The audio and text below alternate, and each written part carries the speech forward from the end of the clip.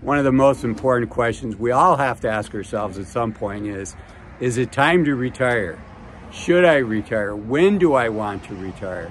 And as a fee-only financial advisor for over 20 years, I want to share with you some of the key learnings that I found have helped people make the right decision for them. And I'm going to start this video with a story. And I want you to imagine you're kind of my age, you're in your late 50s, and you're in a position where you could retire. Fortunately, this is not my story, but this is a fairly common story. And maybe you've had some health issues and you went in for some tests and the doctor has run the test and now they've mailed to you the test results. And you're sitting there with the envelope in front of you and you're nervous. Your life's going to change based on what's in this envelope, what the information is. And you're asking yourself, have I lived my life to the fullest? I hope I get another chance. And if I get another chance, what am I going to do differently? And I hope none of us ever get that letter. But I think it puts us in the right frame of mind for thinking about this. Because at some point, we're either going to get that letter or something's going to happen to us. We're going to lose our health. And we're going to look back and we're going to ask ourselves, at a moment like what we're thinking right now, did you make the right decision? And the right decision for everybody is not necessarily to retire, but you do want to be thoughtful and deliberate. I've shared this many times, but if you're 60 years old, unfortunately, we likely have less than 1,000 weeks of healthy, active time in front of us. And we want to make sure we choose wisely and we're thoughtful and deliberate about how we spend those weeks. So what are some questions that you can ask yourself and say, yeah, I've been thoughtful and deliberate about this. Azul mentions he wants me to be thoughtful and deliberate, but how do you do that? Okay, the first one I want you to ask you is, does your job make your life better? Is your job bringing joy to you? Is it giving purpose and meaning to you outside of the money that you're making in your job? Does it give you opportunities to do stuff that you really look forward to? Maybe you get to do a little bit of international travel. A little bit is fun, a lot is not fun. Or, maybe you get different experiences where you get to meet interesting people. And because of that, it's something that you really enjoy and you really look forward to. So the first question is, does your life make your job better? And really think about this. Maybe sit down and have a conversation with your life partner or your spouse or somebody in your family and ask them to keep you honest about how much joy does your job really give you. The next question is it worth trading your time for money still? When we're young, we don't have big bank accounts and we have a lot of time in front of us. So is it worth making that trade-off and continuing to trade your time for money? For some of them, absolutely. There's great things that we can do in other people's lives. We still have financial goals that we want to reach. But for others, it's kind of, the marginal utility of additional money maybe isn't that high. Maybe you've already hit your financial goals and yes, you're making good money, and yes, you're good at your job, and yes, it's easy for you. And it's like, I just can't turn down this kind of money, but I want to push back on that. One of the secrets to happiness is being willing to say no to more money. As we get older, it becomes easier for many of us to make more money and frankly do less.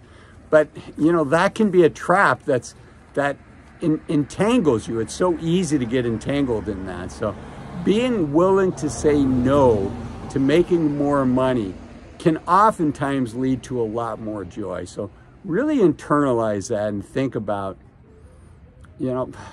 what could you be doing if you said no to working 40 hours a week? Or maybe it doesn't have to be all or nothing. Oftentimes the best decisions are not just A or just B, but it's A and B. If you're in your early 50s, could you cut back to half-time and maybe make 2/3 of your salary? Good luck negotiating that with your boss. But is there that option? I do want to caution you, it's super easy to always hold on to the past by doing that and not make the leap. I should also share that, you know, the 4 most dangerous words for somebody in their 50s and 60s is just one more year. I think I got 4 there. Just one more year. And that can lead to 3, 4, 5 years. And remember, the early years in your retirement are your healthiest and most active. We're not always going to be like, you know, I can still easily run a 5K. I enjoy running a 5K. I won't always be able to do that. I can easily visit 3 different cities in Europe in a week. I won't always be able to do that. So guard yourself against that just one more year syndrome. Okay, the next question, and this is where your family can help out, is do you have enough time to spend with loved ones? And there's your answer to that question, and there's also, you know, how does your family feel about that? Are you able to be fully present? Are you able to disconnect? Are you really able to go on vacation and not answer emails, not answer texts from your boss? Or when you're not working, are you still kind of working? And again, I think candid feedback from people you love can be super helpful with that. So do you have the time to not only physically be with the people that you love, but also mentally be 100%.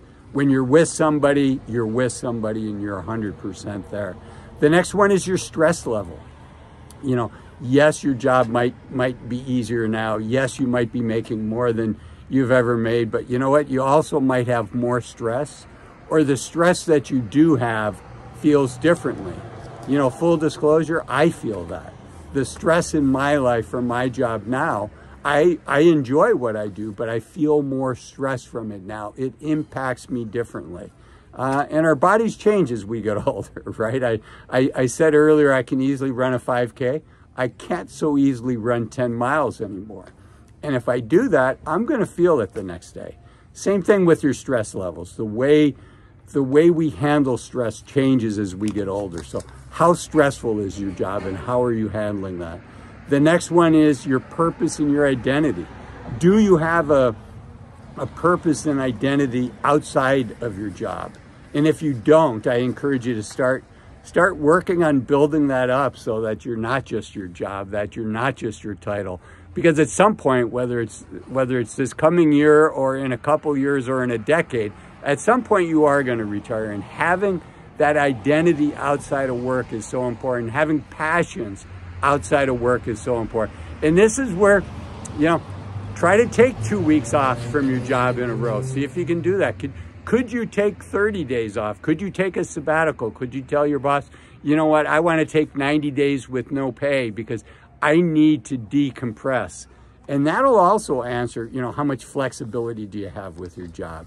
But just thinking through all of those things can give you time to set up your identity so when the time comes, it's not as rocky of a transition into retirement. I can share the transition into retirement can be rocky.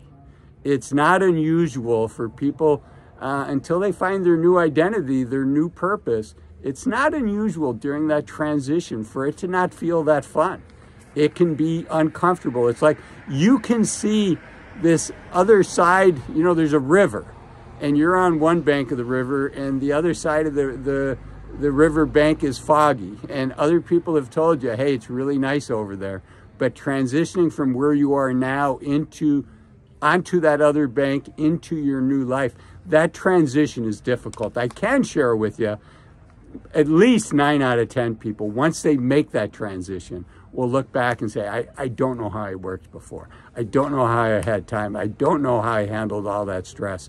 Also ask yourself about your health. Do you have time to take care of your health, to work out every day? Again, if you answered earlier that you have a lot of flexibility in your job, but you say, you know what, I can't leave at 5 o'clock and go work out because no one in my office leaves at 5 o'clock. Everybody stays till 5:45 and they'll think, you know, I'm a slacker if I leave at 5 o'clock. Well, do you really have the flexibility that you shared earlier? And your health is super important. Health, yeah, This sounds trite, but health is more important than your wealth. As long as you have your health, you have everything. And so make sure that you have the time to take care of your health. And then the last thing, which a lot of people would say, hey, Azul, you should have opened with this, but I disagree. The last thing is, can you afford to retire? Have you done a plan? Do you know? You don't want to think you have enough money to retire. You want to know that you have enough money to retire. And along those lines, I have 2 videos that I think could help you with that. The first video is for a case study where somebody's got $1 million and they're 60. The other case study is for somebody that's got $500,000 and they're 55 years old.